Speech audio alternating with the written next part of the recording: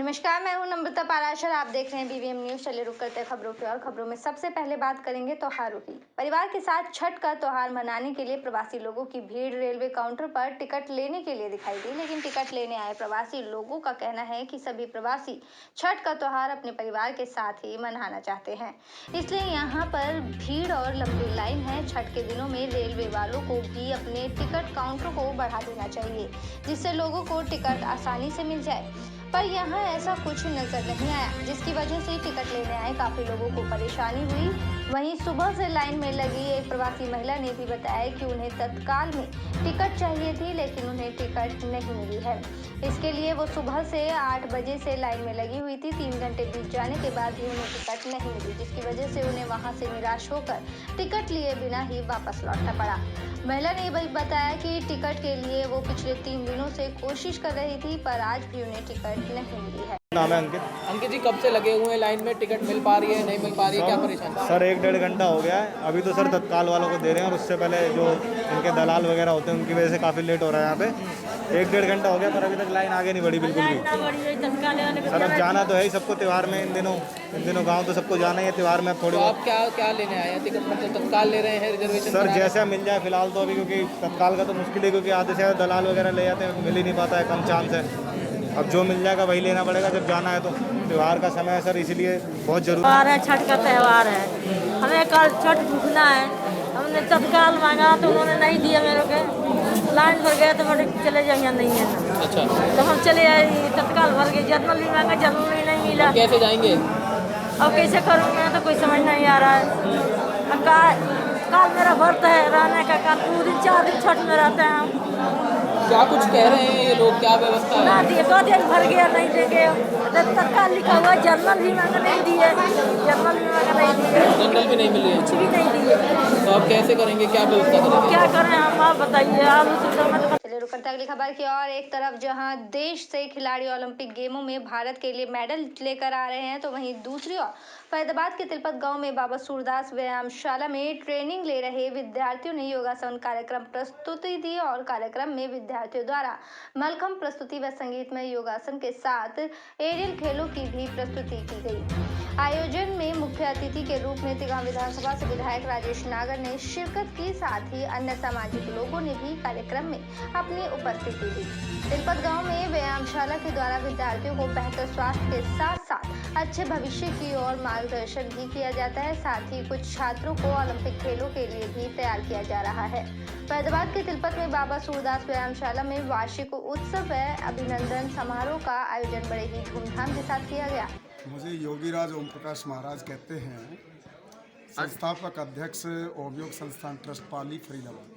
आज व्यायामशाला का कार्यक्रम किया गया, क्या उद्देश्य रहा इसका? ये बाबा सूरदास की भूमि, तिलपत गांव की भूमि, जो ये प्राचीनतम स्थान है, और यहाँ पर जो अनेक तरीके से यहाँ हमारे पूज्य पंडित बुद्धराम शर्मा जी, उनके पुत्र श्रीमान श्री अशोक जी, हरिओम जी, मुकेश जी, बलदेव जी और उनकी पूरी टीम, और इस गांव के सभी पुराने और नए सरपंच और पूरी टीम और गांव की पूरी पंचायत और सब सहयोगियों ने मिलकर के गांव के विकास के लिए, गांव के बच्चों के लिए, वीरांगनाओं के लिए। क्या नाम है जी आपका? तबस्सुम। आज क्या किया था आपने खेल में, कुछ बताएंगे? हाँ, जो हमने एरियल मलखम्ब, रोप मलखम्ब और हैंड मलखम्ब किया है। जो हैंड मलखम्ब जैसे आप देख रहे हैं वहाँ पे मलखम्ब लगा हुआ है, वो ज़मीन में गड़ा हुआ है। एक हैंड मलखम्ब जो हवा में ही लटका रहता है, और वो लेकर हमने किया। और अभी हमारी कुल 4 दिन की प्रैक्टिस थी। बहुत अच्छा हुआ आज का जो प्रोग्राम हुआ हमारा मलखम्ब का, एरियल का।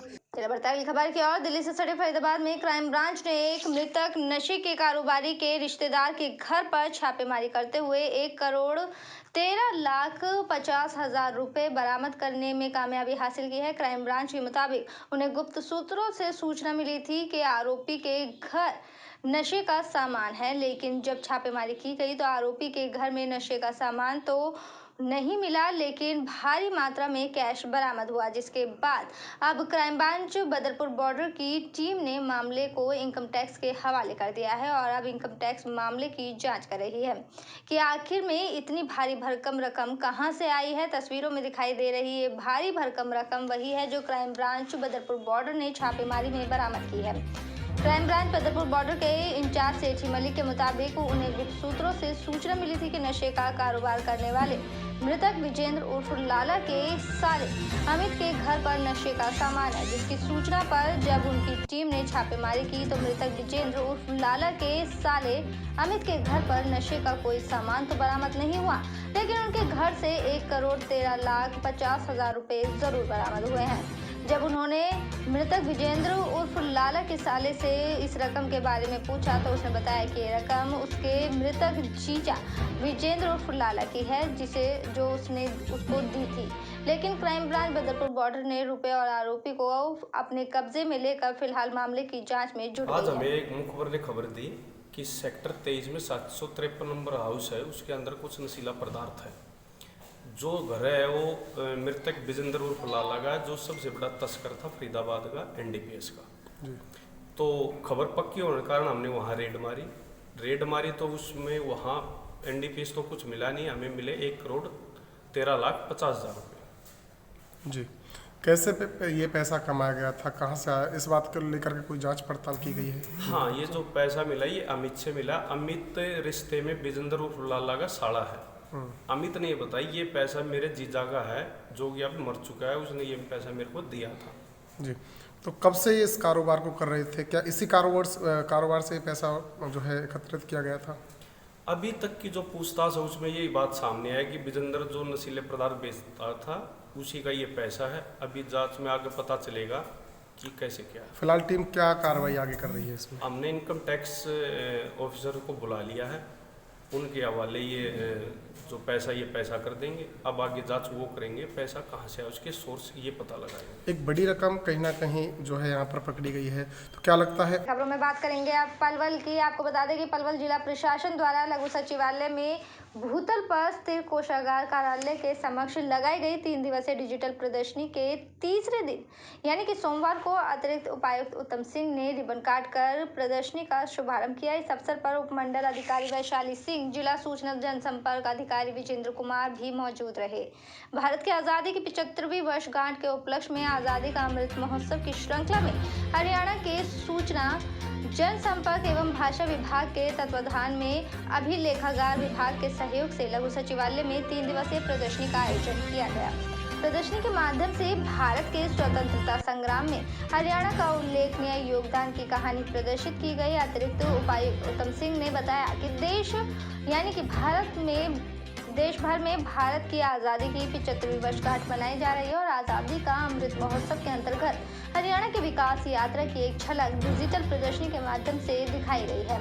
युवाओं को डिजिटल प्रदर्शन का अवलोकन कर हरियाणा प्रदेश की गौरव गाथा को जानना चाहिए और देशभक्तों अमर शहीदों के आदर्शों को अपने जीवन में अपनाना भी चाहिए। जैसा आप सभी को ज्ञात है कि हमने कुछ महीने पहले 75वां जो साल है आज़ादी का वो पूरा किया है और पूरे देश भर में मनाया जा रहा है कि 75 साल हो गए हैं। प्रदर्शनी के माध्यम से हमारा सूचना विभाग ये सुनिश्चित करता है कि लोगों तक जो हमारे लोगों का जो बलिदान और जो शौर्य की गाथाएँ रही हैं वो आम जन तक पहुँचे।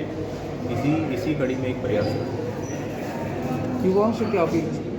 युवाओं से ये अपील है कि जो हमारे क्रांतिकारी लोग रहे हैं जिन्होंने आज़ादी के इस आंदोलन में सहयोग दिया है उनकी जीवनी से सीखें। और इसमें शुरू से तो है यानी लोक अदालतों के बारे में बताया गया कि भाई किस तरह हम यानी जल्दी यानी न्याय मिल सकता है।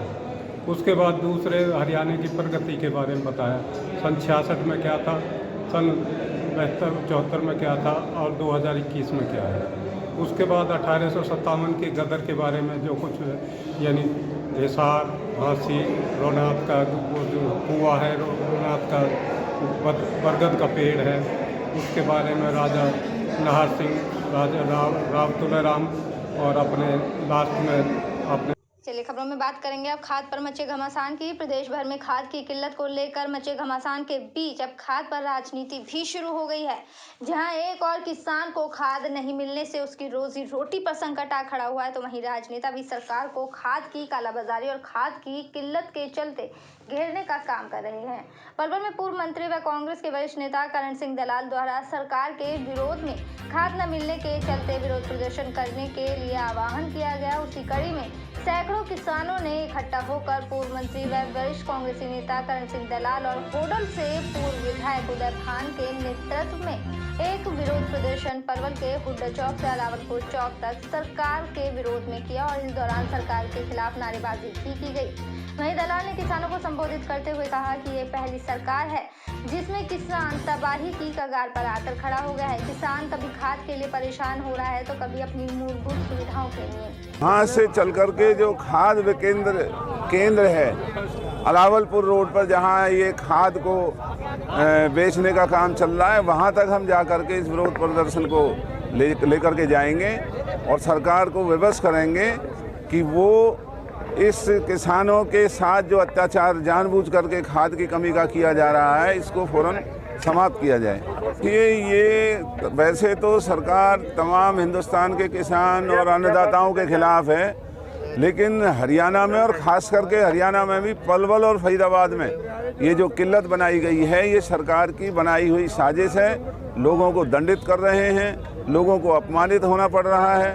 थानों में, तहसीलों में, गांवों में बहन बेटियां तक खाद की लाइनों में लगी हुई हैं और खाद उपलब्ध नहीं हो रहा है। ऊपर से भाजपा के नेता बयान देते हैं कि खाद की कोई कमी नहीं है और खाद बहुत बड़ी मात्रा में उपलब्ध है। तो अगर उपलब्ध है तो लोगों को क्यों नहीं मिल रहा है? क्यों नहीं वो खाद किसान के खेत में पहुंच रहा है? व्यापारियों के दुकानों पर वो खाद ऊंची कीमतों पर बिक रहा है, मजबूर होकर के लोगों को ज़्यादा दाम पर खाद खरीदना पड़ रहा है।